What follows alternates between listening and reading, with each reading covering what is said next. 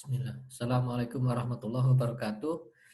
Di video sebelumnya, yaitu video bagian ketiga, kita sudah mendapatkan nilai EN seperti ini, setengah plus N kalikan H bar omega.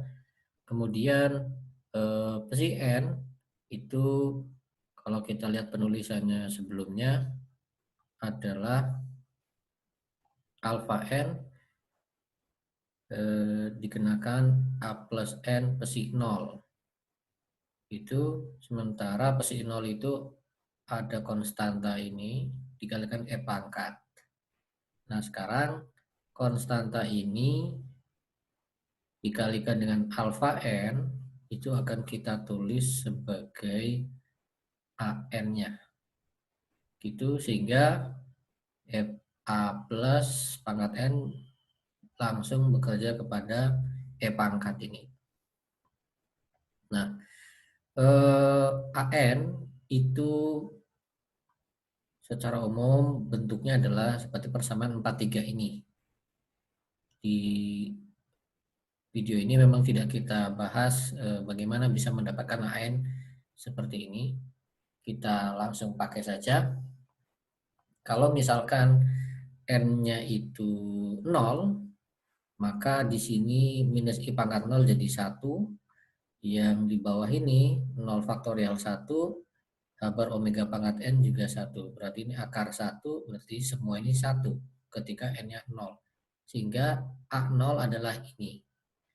Ya, sebagaimana tadi psi 0 itu. Kemudian kalau A1, kalau A1 berarti N-nya di sini 1, berarti di sini adalah minus I, lalu di sini adalah akar dari 1 faktorial kalikan H bar omega. Berarti kita punya minus I per akar H bar omega.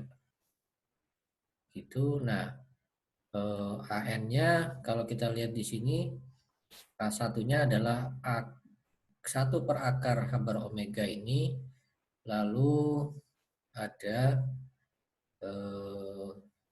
M omega per pi H bar pangkat seperempat, kemudian untuk I-nya kita bisa masukkan ke sini, nggak masalah, kita bisa taruh minus I di sini. Yang jelas ketika diambil modulus kuadratnya, minus I tadi tidak akan berpengaruh seandainya dimasukkan ataupun tidak, gitu ya. Tapi mungkin untuk membentuk rumus yang lebih umum, maka di sini perlu dikasih faktor minus I pangkat N ini. Tujuannya ketika N-nya ganjil, maka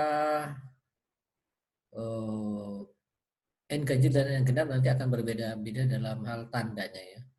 Dan juga bisa jadi muncul I ketika N-nya itu ganjil, ketika genap tidak muncul I. Gitu.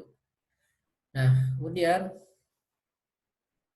coba kita lihat kembali ke sini.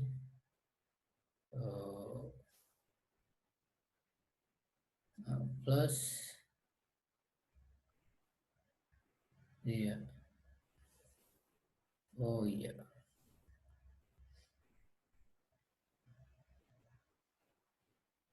Berarti secara umum di sini kita bisa berikan tanda I boleh dimasukkan ke sini ataupun tidak, karena tadi di sini A plus ketika dikenakan pada ini muncul I di depan sini ya, muncul I di depan sini. Jadi mau kita masukkan atau tidak pun sebenarnya nggak masalah, karena secara fisik dia tidak akan mempengaruhi penghitungan peluangnya. Oke, sekarang kita pakai saja AN seperti persamaan 463 ini. Nah, sehingga psi N kalau ditulis secara, nah kemudian tadi kita dapatkan 462 ini melalui proses manipulasi aljabar saja. Nah, ada metode lain yaitu dengan menggunakan metode analitik. Tidak kita bahas dalam video ini. Langsung kita pakai juga hasilnya, yaitu persamaan 464. Kita dapatkan psi N kalau dihitung secara analitik, dapatnya semacam ini. Di sini berarti akar AN di sini ada M omega per pH per pangkat seperempat, ini masih ada di sini. Sementara konstanta yang lain itu bersama dengan A plus N dikenakan pada E pangkat ini menjadi ini dia. 1 per akar 2 pangkat N dikalikan N faktorial. Lalu di sini ada polinom Hermit derajat N. Argumen untuk polinom Hermitnya di sini xi, bukan x ya, tapi xi. Lalu dikalikan E pangkat minus xi kuadrat per 2. Xi adalah akar M omega per H bar X. Nah, sifat dari polinom Hermit itu diberikan di persamaan 4.66 ini. Itu integral E pangkat minus X, HNX, HMX, DX itu nilainya ada dua kemungkinan tergantung N dan M-nya ini. Bisa 0, bisa akar Pi kalikan 2 pangkat N dikalikan N faktorial. 0 jika N tidak sama dengan M, dan ini jika N sama dengan M. Maka sekarang kita akan gunakan indeks lain bukan N dan M, karena di dalam besi ini ada ada variabel M, yaitu menyatakan massa partikel. Daripada rancu kita ganti indeksnya bukan N dan M tapi pakainya P dan Q. Kita akan integralkan besi P konjugat dikalikan besi Q dari minus T hingga sampai T hingga. Maka di sini untuk besi P-nya untuk bagian M omega per pH bar ini 1/4, lalu nanti yang psiki yang konstanta ini juga muncul 1/4, jadi jadinya setengah di sini. Kemudian konstanta ini 1 per akar 2P 2 pangkat P faktorial, 1 per akar 2 pangkat P dikalikan P faktorial. Lalu untuk yang Q berarti 1 per akar 2 pangkat Q dikalikan Q faktorial, 1 per akar 2 pangkat Q dikalikan Q faktorial. Kemudian berarti tinggal ada HP Xi, lalu E pangkat minus Xi kuadrat per 2, ini dia, diambil konjugat kompleknya, konjugat komplek ini. Kemudian Haki Xi, E pangkat min Xi kuadrat per 2. Itu. Kemudian kita nyatakan dx ini dalam dxi. Nah, karena Xi tadi adalah akar dari M omega per H bar kalikan X, maka X adalah akar dari H bar per M omega dikalikan Xi. Berarti dx-nya langsung saja akar H bar per M omega dikalikan dxi. Xi ya. Nah, kemudian kita masukkan dx sama dengan ini ke dalam persamaan 467. Maka ini konstanta ini bisa kita taruh di luar integral, ini dia. Berarti di dalam integral sekarang tertulis seperti ini. Dan ini tidak lain adalah bentuk integral di persamaan 466 ini. Tapi kali ini dalam variabel Xi. Oh, maaf, belum. Ini kita kalikan dulu aja. Kita kalikan dulu, maka di sini ada sini kan sudah tidak ada bagian imajiner, sehingga ketika diambil konjugat kompleks tidak ada efeknya. Kemudian berarti sekarang ada E pangkat min Xi kuadrat per 2, di sini ada E pangkat min Xi kuadrat per 2 menjadi E pangkat min Xi kuadrat. Kemudian berarti ada HP Xi, ada HQ Xi, D Xi.